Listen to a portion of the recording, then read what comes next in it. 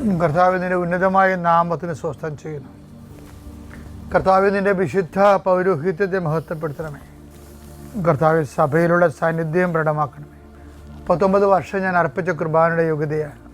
കൃപാസ്ഥാനത്താര ജീവനോടെ പ്രത്യക്ഷപ്പെട്ട പരിശുദ്ധ അമ്മയുടെ മാധ്യസ്ഥത്തിലെ ഞാൻ മക്കളെ കർത്താവിൻ്റെ നാമത്തിൽ ആശീർവദിക്കുന്നു.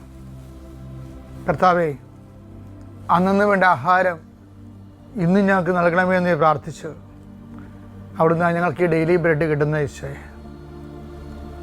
ഇന്നത്തെ മക്കളുടെ ആവശ്യത്തിന് അങ്ങനെ പ്രത്യേക സാന്നിധ്യവും സംരക്ഷണവും നൽകണമെന്ന് പ്രാർത്ഥിക്കുന്നു.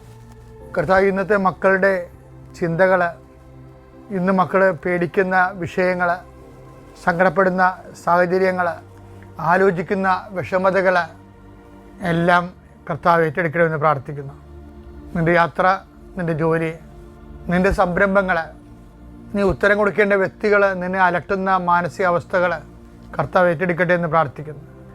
വഴക്കിട്ട് പോയി മക്കൾ വിളിക്കാത്ത മക്കൾ, ഫോൺ എടുക്കാത്ത മക്കൾ, സംസാരിക്കാത്ത വ്യക്തികൾ, അവിടെ എല്ലാം കർത്താവിന് സന്നിധിനെ സമർപ്പിച്ചതിനെ പ്രാർത്ഥിക്കുന്നു. കല്യാണങ്ങൾ വന്നും പോയിരിക്കുന്നു, പല പല കല്യാണം നടക്കുന്നില്ല.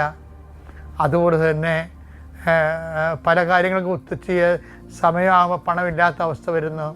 എന്ത് ചെയ്യുമെന്ന് അറിയാൻ പാടില്ലാതെ നിൽക്കുന്ന, അന്തം മുട്ടി നിൽക്കുന്ന മക്കളെ അവരെ കർത്താവിൻ്റെ നാമത്തിൽ അവരെ ആശീർവദിക്കുന്നു. കർത്താവെ, എങ്ങനെ ജീവിക്കും എന്ന് വിചാരിച്ച് ഒരു വഴിയും കാണാതിരിക്കുന്നവർക്ക് ഇന്ന് നീ വഴി കാണിക്കണം കർത്താവെ. 17 മണിക്കൂറിനുള്ളിൽ അവർക്ക് വഴി കാണിക്കാൻ വേണ്ടി പരിശുദ്ധമതയും അതിനെ ഏൽപ്പിക്കുന്നു.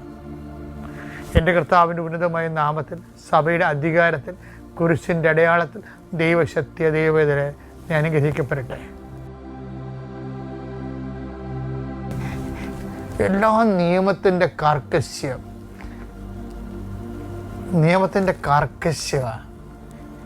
കഴിഞ്ഞ മാസം 5 മാസം മുമ്പ് നസ്രുള്ള ഇസ്രയേൽ സൈന്യം കൊന്നൊരു ദിവസം ഞാൻ ഇസ്രയേലിലുണ്ടായിരുന്നു. ഇപ്പം ഞാനിവിടെ 3-4 സ്ഥലത്ത് ധ്യാനിപ്പിച്ചു. ജെറുസലേം, അതുപോലെ തന്നെ ജോപ്പ, തെല്ലവീവ്, കുറേ സ്ഥലത്ത് ധ്യാനിപ്പിച്ചു. അപ്പോൾ വെള്ളിയാഴ്ച വൈകുന്നേരം ആകുമ്പോൾ തന്നെ പിൻ ഡ്രോപ്പ് സൈലൻസ് ആണ്. ഇത് യുദ്ധം നടന്നാൽ എന്താ പോകാൻ അതെനിക്കറിയാം. ഇപ്പം ശനിയാഴ്ചയ്ക്ക് വേണ്ടിയുള്ള ഒരുക്കമാണ്. ആ ജനം ഇന്നും ആ സാമ്പത്തിക മോഡലാണ്. ഇപ്പം ഞാൻ അവിടുത്തെ അച്ഛനോട് തന്നെ സാമ്പത്തിൻ്റെ ഇത്രയും കടകമ്പോളങ്ങളൊക്കെ വെള്ളിയാഴ്ച തന്നെ അടച്ചേക്കണേ. വൈകുന്നേരം ആകുമ്പോൾ തന്നെ ശനിയാഴ്ച തുറക്കണ പ്രശ്നമില്ല. അപ്പം ഞാൻ അവിടുത്തെ അച്ഛനോട് ചോദിച്ച്, ഇത് ഭയങ്കര സ്ട്രിക്റ്റ് ഒബ്സർവേഷൻ ആണല്ലോ എന്ന് പറഞ്ഞാൽ, ഒബ്സർവേഷൻ തന്നെയല്ല അച്ഛാ. ഇപ്പം ഒരു ആളിന് രോഗം പിടിപെട്ട് കിടക്കുകയാണെങ്കിൽ നമ്മൾ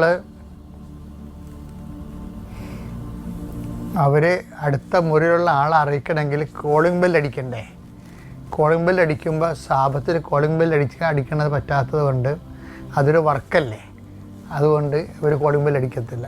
ആളവിടെ കിടന്ന് ചത്തെന്ന് പറഞ്ഞാൽ ശരി, കോളിംഗ് ബെൽ കൈവൊക്കെ കോളിംഗ് ബെൽ അടിക്കണ പ്രശ്നമില്ല. അത്രയും ഇതായിട്ട് ഇന്ന് ഈ കാലത്ത് ഫോളോ ചെയ്യുന്നുണ്ട്. അത് കേട്ടോ എനിക്ക് അത്ഭുതപ്പെട്ടു പോയി ശരിക്കും പറഞ്ഞാൽ.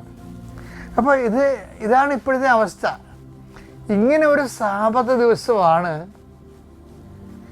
ഈശോ വിളഞ്ഞു കിടന്നിരുന്ന വയലിലൂടെ ആ ശിഷ്യന്മാരോടൊത്ത് യാത്ര ചെയ്തത്. നോക്കിയേ, ഇക്കാലങ്ങളിൽ പോലും കോളിംഗ് ബെൽ അടിക്കണ പോലും സാപത്ത് വിരുദ്ധമാണെന്ന് മനസ്സിലാക്കുന്നതിൽ ഇന്ത്യക്കാരെയും അല്ലെങ്കിൽ ഫിലിപ്പീൻസിനെ അവർ കൊണ്ടു നടത്തിയിട്ട് സാപത്ത് മുഴുവൻ അവിടെ ഉള്ള ഓട്ടം ആ വീട്ടിൽ അറിയിക്കണതും സംസാരിക്കണതും നടക്കണതും എല്ലാം അവർക്ക് വേണ്ടി നടക്കണതും ഫിലിപ്പീനികളും മലയാളികളുമാണ് ഈ ഇസ്രയേൽക്കാർക്ക് വേണ്ടി നടത്തുന്നത്.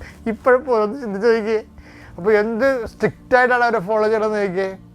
അപ്പോൾ ഈ ഈശോൻ്റെ കാലഘട്ടത്തിൽ ഇതുപോലെ ഒരു സാപത്ത് ദിവസമാണ് വിളഞ്ഞു കിടക്കുന്ന വയലിലൂടെ അവർ വരുമ്പോൾ ശിഷ്യന്മാർ അവർ ഗോതമ്പുകൾ പറിച്ച് കയ്യിലിട്ട് തിരുമ്മി തിന്നാൻ തുടങ്ങി. ഞാൻ പറഞ്ഞു പറയണത് ഈശോയുടെ കോൺട്രിബ്യൂഷൻ എന്താണെന്നാണ്. ഈ ഒരു സമൂഹത്തിൽ അപ്പോൾ നിയമജരും ഫരിസേയരും ഈ പ്രതികളെ കൈയോടെ പിടിച്ച് അപ്പോൾ അവരെ കർത്താവ് ജാമ്യത്തിലെടുക്കണം കണ്ടിട്ടില്ലേ? മത്തായി 12:1. അക്കാലത്ത് ഒരു സാപത്തിൽ യേശു ഗോതമ്പ് വയലിലൂടെ കടന്നു പോവുകയായിരുന്നു. അവന്റെ ശിഷ്യന്മാർക്ക് വിശന്നു. അവർ കതിരുകൾ പറിച്ചു തിന്നാൻ തുടങ്ങി. ഫരിസേയർ ഇത് കണ്ട് അവനോട് പറഞ്ഞു.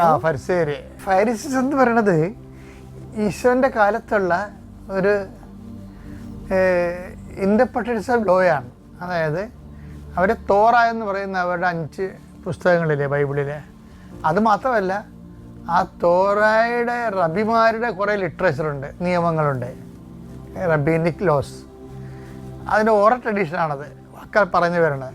അതെല്ലാം പാലിച്ച് സൂക്ഷ്മതയോടെ പാലിച്ച് ജീവിക്കുന്ന ഒരാളാണ്. കർക്കശമായിട്ടുള്ള അവരുടെ വായിൽ ചെന്ന് വിട്ടു ഇവര് കാരണം ഇത് ഈശോ പറഞ്ഞ വാക്ക് തന്നെ ഈശോക്ക്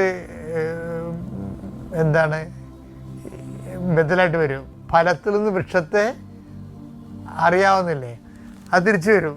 എന്താ കാര്യം? ഇവർ സാപത്ത് പോലും ലംഘിക്കണമെന്നുണ്ടെങ്കിൽ ഇവരുടെ ഇതാണ് ഫലം. അപ്പോസ്തലന്മാരാണല്ലോ ഈശോയുടെ ഫലം, ഈശോയിലെ മരം. അപ്പോൾ ആ ഒരു രീതിയിൽ ഈശോനെ ഇവർ ഗൺ പോയിന്റിലാക്കും.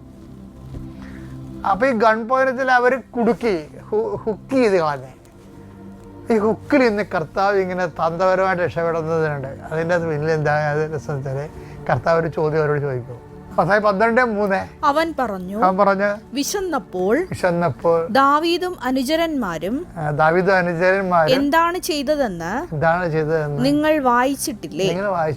അവൻ ദൈവഭവനത്തിൽ പ്രവേശിച്ച് പുരോഹിതന്മാർക്കല്ലാതെ തനിക്കോ സഹചരന്മാർക്കോ ഭക്ഷിക്കാൻ അനുവാദമില്ലാത്ത കാഴ്ചയപ്പം ഭക്ഷിച്ചതെങ്ങനെ?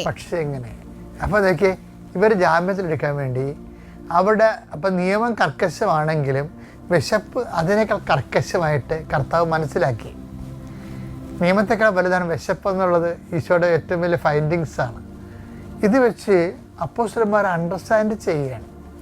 അപ്പോസ്തലന്മാർ പേടിച്ചിരിക്കുകയായിരുന്നു, ഒരു ഡിസ്മിസൽ ഉറപ്പാണെന്ന് പറഞ്ഞിരിക്കുകയായിരുന്നു. പക്ഷെ കർത്താവിൻ്റെ അനന്ത കാരുണ്യം, ഈ കാരുണ്യം തന്നെയാണ് ഈ അണ്ടർസ്റ്റാൻഡ്. കാരുണ്യമെന്ന് നമ്മൾ പറയും, പക്ഷെ അതല്ല, അത് ശരിക്കും പറഞ്ഞാൽ അണ്ടർസ്റ്റാൻഡിങ് ലവാണ്.